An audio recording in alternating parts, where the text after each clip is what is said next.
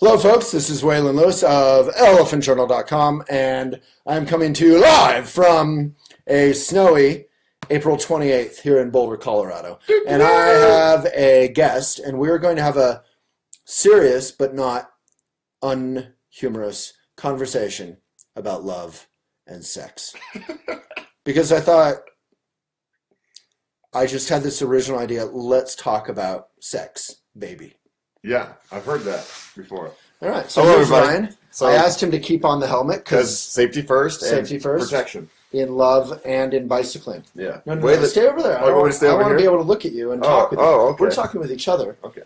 And anyone who has any comments or loves, you can put love in here. You can put hearts in here or questions. Ryan is a very eligible bachelor type who travels the whole world in adventures. True. He's a big sweetie. True. He's quite ethical in his relationships, meaning he's not a sleazebag. He doesn't play games. Yep. I've seen it firsthand. So I just thought, wouldn't it be great to have a frank conversation? What do you look for in, dating is one thing, but what do you look for in terms of love, marriage? Do you think about children? Yeah, I think I'm at the age now where I do think more about marriage and children. I'm 38 years old now. I'm not some young guy just running around and dating girls just for fun. Now it's like everybody I meet could be a potential wife, partner, teammate, mom. Your clock is ticking. Ding, ding, ding, ding. Yeah. Your bell is ringing. My bike bell is ringing. So yeah, I do think about those things when I meet people now. And I think I don't want to waste anybody else's time or my time. It's a lot of energy. So when I meet somebody that maybe 10 years ago I would have put some effort into, now I'm like, you know what, I'm just not feeling it. There's no point hurting them or me and all that. Or even if no one's going to get hurt, you're saying you're more selective in your dating because maybe you don't even want to waste a couple months. Not that it's a waste, but you don't want to waste their time, invest your time in something that you, frankly, to yourself, have no interest in pursuing long term. Totally, and I'm a very picky guy, I would say. So I don't want to just date for the sake of dating and just like, oh, I'm desperate to have some female touch or love. Like, I'm just not like that. Like, if it's not there, it's not there. So this is a very small, easy question to answer. What is this love thing? What do you look for? Because you can meet 5 different human beings, men or women, depending on who anyone is dating. But one of them maybe you feel love for. What creates that kind of love? Is it something in common? Is it just some undefinable energy? There's definitely something, there's a spark of magic in love. Because there's plenty of women I meet that are beautiful on the outside and beautiful on the inside and witty, but there's something that's not there. You need some sort of spark to make it awesome. Right. And that can have to do with timing even. Timing, or just maybe a certain moment you're at an event together. Right. Let's say Burning Man, the sun is rising, you've had this shared experience that you'll never forget, or something like that. Whereas you might meet somebody at a cocktail party, it's just a boring corporate thing, and it's just like, there's no magic there. I like the environment around me can also add to the love of somebody. Do you feel it's important, and this is sort of a trick question, do you feel it's important to, in terms of love, not just dating, in terms of love, long-term, to be with someone who has similar values? Or can you start from different places and kind of create a path together? Yeah, I think you definitely want to have some similarities, not all similarities. I don't want to date similar values. Similar values, actually, absolutely. I want somebody who cares about the environment, who cares about their group of friends, who cares about helping their community, their people, whatever. That to me is very sexy. Somebody that cares about more than just themselves. So you're like, so you do YouTube videos all over, Doozer TV on YouTube. Yeah. About bicycling adventure. What if you met someone and you felt full love? Maybe they're going to be great with children. Mm-hmm. You had a great romantic relationship in every way. But what if they had no interest in biking, something like that, or no interest in traveling particularly? The biking thing's probably fine. The traveling would be a tough one. Yeah. Because I definitely want to go on adventures with this person. Yeah. I want to share what I love so much about the world with somebody else. I've been all over this world, some of the most romantic places you could ever imagine by myself. Right. And it's really cool. Like, I have a great time by myself, and I'm good at it. But how amazing would it be to just, like, share that with somebody? Yeah. And to see a sunset over Big Sur as the waves are crashing, Right. like those are the moments you want to share with somebody. And I've had so many of those by myself or with lots of other guys because I do lots of TV stuff. And it's just like, you know, I love sharing these with you. We've shared a lot of amazing We've moments. had some beautiful moments together. But I'm not going to fall in love with you in that way. You don't like making out with me. No. That's why I'm wearing a helmet, ladies and gentlemen. He's been known to get aggressive. Should I take this off now? No, leave it on. It's a good look. So here's a nice question from Lesley. Would you date someone with a child? Is that important? Would that be a deal? What are the deal killers for you in your life? That's a good question. Would I date somebody with a child? I probably would. I haven't yet. I'm trying to think. No, I haven't. But I love children. I've always worked with children. I was in the Peace Corps as a youth development volunteer, so I get along really well with kids.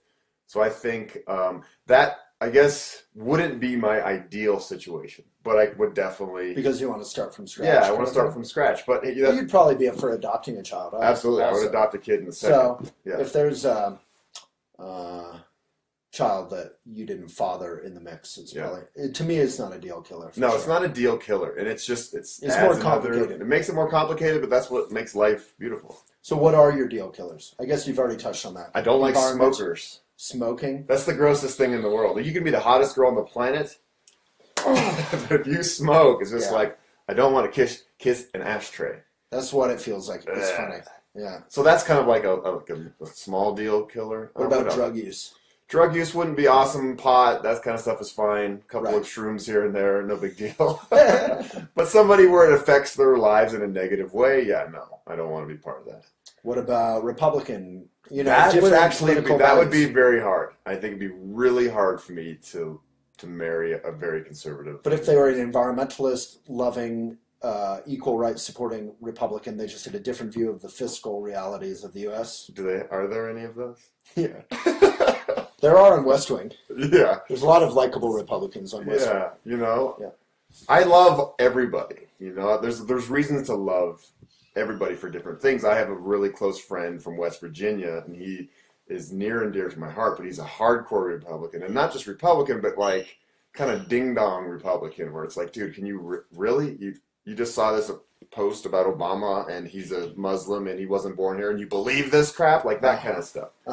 But there are other things I do love about the person, so... But I would never marry him. Not only because he's a him, but just, you know. What about you, Waylon? Is this just an interview for me, or can I ask you questions? I hope it's an interview for me, too, because I just ran out of questions. I was literally just like, what's your no one's asking favorite questions. Yeah, do you have any questions out there for us, people? Give us some questions. Do you like my helmet? Question number 1. So, for me, I wrote a whole book on it. That's things true. I would like to do with whomever. Yeah, I think someone who's comfortable with change. Yeah. Because if I'm going to vow to be with someone forever, I want to be comfortable with change in that vow, and I want them to be comfortable with change in that vow. Meaning, if in 5 years they wanted to go be a ballerina in Paris, I don't necessarily want to squelch that dream. Yeah. You know, if it's a fixed kind of thing. It's like a couple years ago, I built a treehouse. Actually, someone built a treehouse with me or for me, but I helped a little bit. And it didn't put a single nail into the tree. Yeah. Because we have such intense winds. What are they called? Chinooks in Boulder, Colorado, that the trees will sway. And if there's a single nail in it, the two will grind together and the treehouse will be torn apart. Yeah. So similarly with a relationship, you need some flex in there so that you can change and you can grow in different directions and it can be okay. In the Eastern traditions, they talk about bamboo being strong but being able to bend instead of being rigid and fixed. Yeah. So I would need someone comfortable with change. That's a tough one. That is a tough one. Because if you're vowing, you fall in love with one person and then you get a different person 5 years in. Yeah.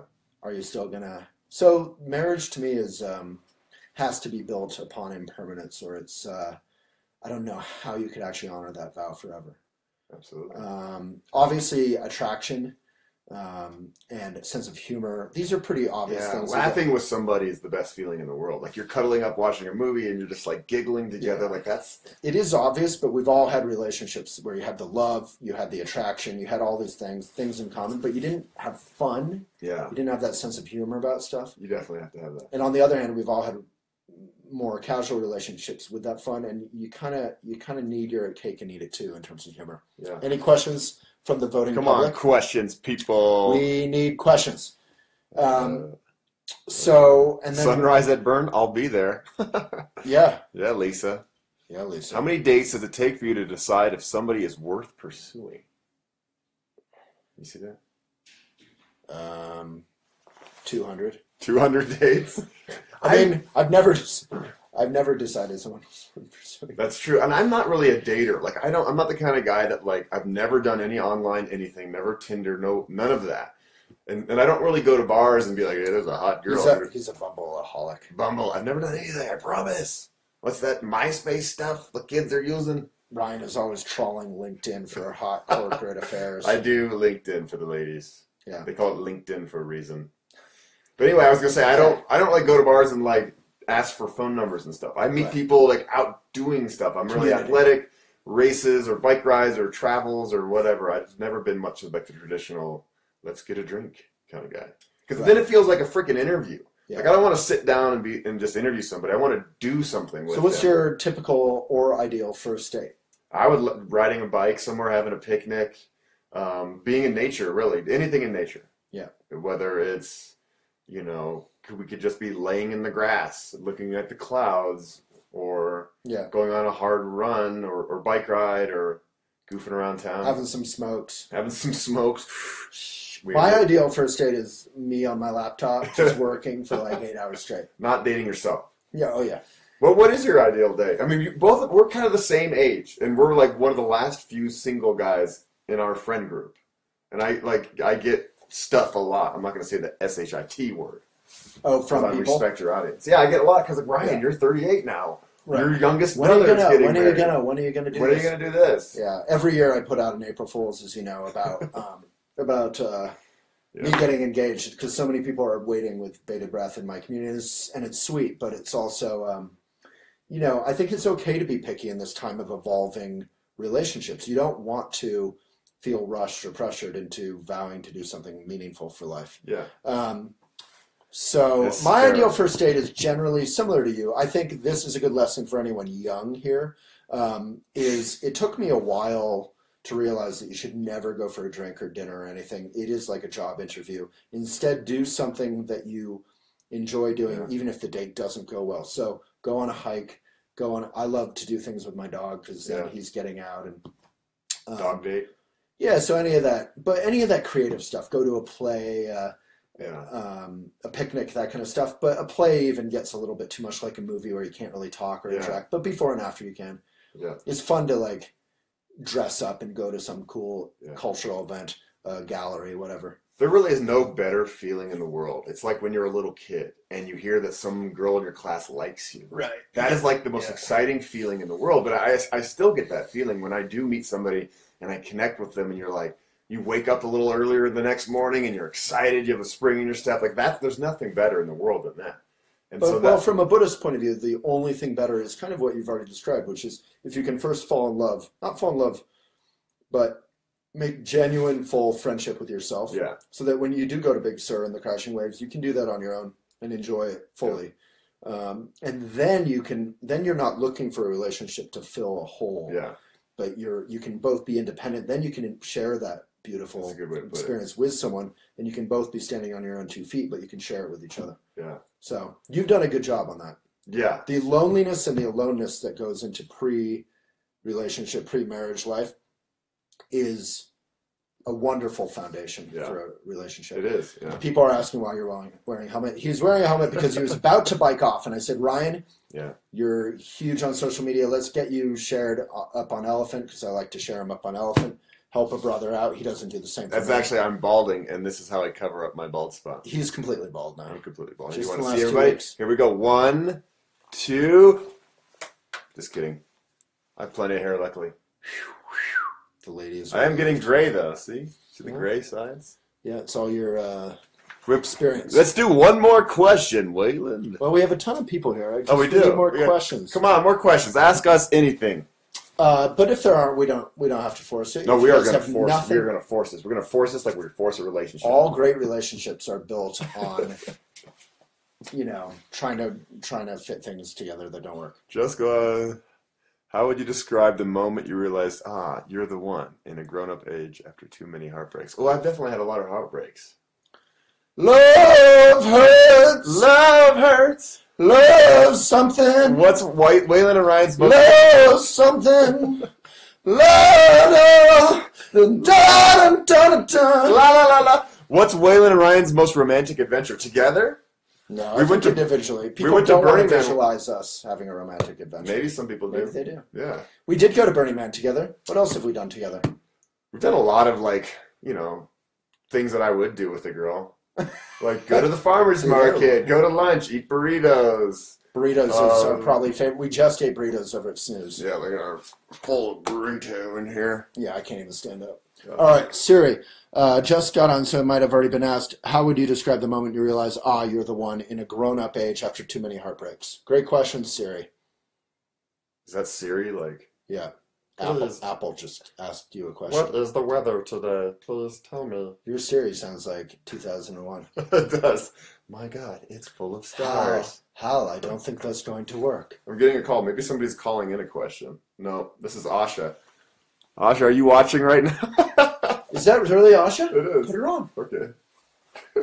Okay, so the lady who is literally the love of Ryan's life just coincidentally Put her on. called. She's now on speaker. Don't hang up. I will. And Asha, we are doing a live broadcast to our 5 million Facebook fans on 60 different pages. What is your most favorite? Podcast on what? You're now, if people can hear you through speakerphone, you're now on a video. Literally, this is the love of Ryan's life. I'm taking it away from No, you. I'm just trying to point this. Oh, yeah. So, what is your most favorite thing about Ryan? What is your least favorite? Oh God, I can't tell you my most favorite thing. Why? Oh. Is it too private? No, Is it too private? just kidding. Wait, is this for real? Yeah.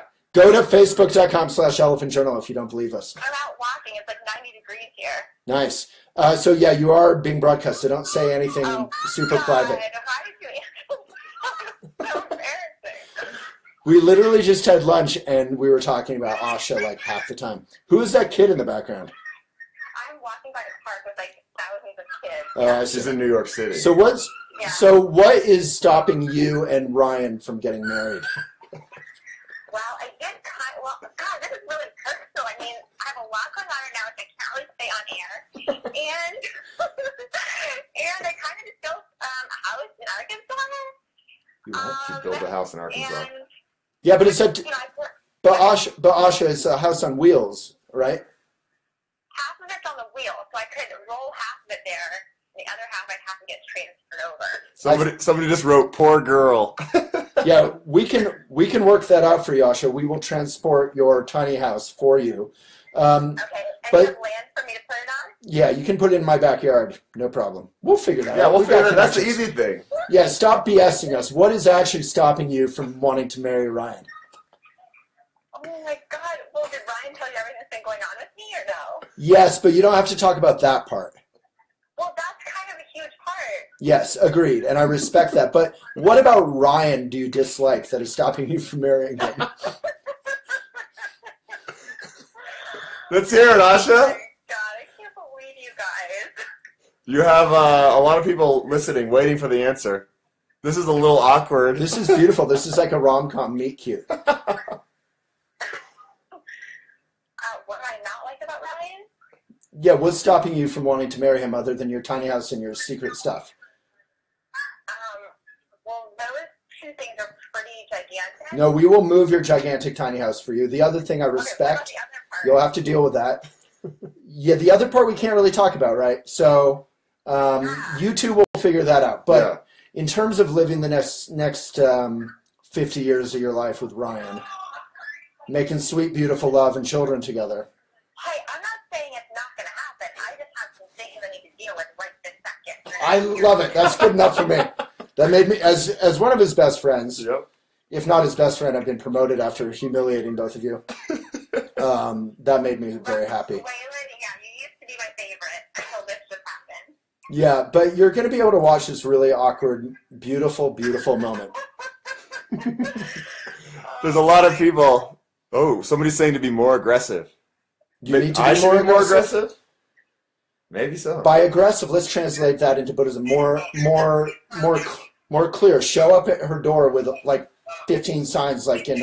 I've done the grand gesture. You have. Oh, yeah. Yeah, Ryan definitely has done that. What was the grand gesture you did with each other? There's probably been a few, but the biggest one is I think he's done a lot. I surprised her at one of her concerts in the middle of nowhere in New Mexico. And you biked there? I biked there. Wow. Yeah, that was pretty It was cool. crazy. I hadn't talked to him in maybe like, what, a year or something? Yeah. Wow. And I showed up out of nowhere, and I planned it all behind the scenes with like the band manager to say, I gave him some fake names. Like, these guys want to meet Asha after the show. Can you set that up? Ryan, you told me that you had some friends come to the show, and if I could meet them. Yeah. Okay, sure. Yeah.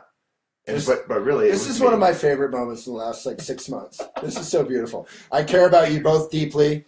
I deeply apologize if it's been. Wait, Waylon, you never answered my earlier question. What is your pin?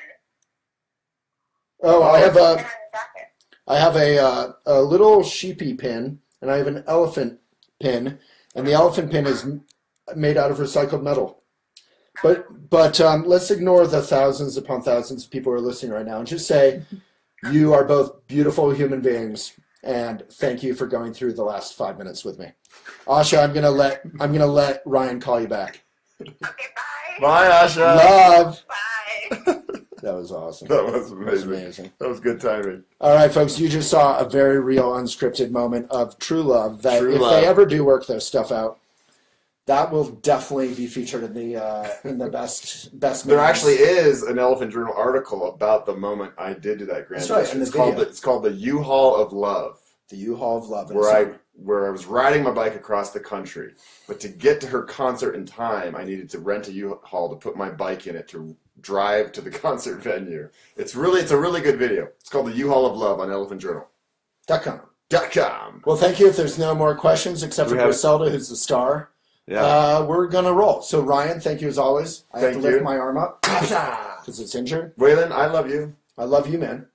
I love you, Ryan. Yeah, Waylon. And I wish you luck on the rocky train of love.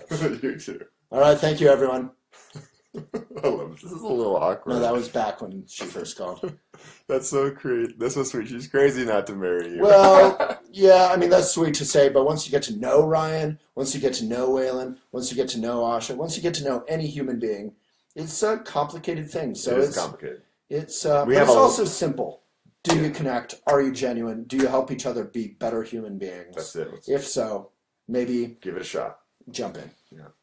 Thank you, guys. Happy Friday, everybody. Thank you, Ryan. And be sure to always wear your helmet. Yeah, I always do. I'm going home now.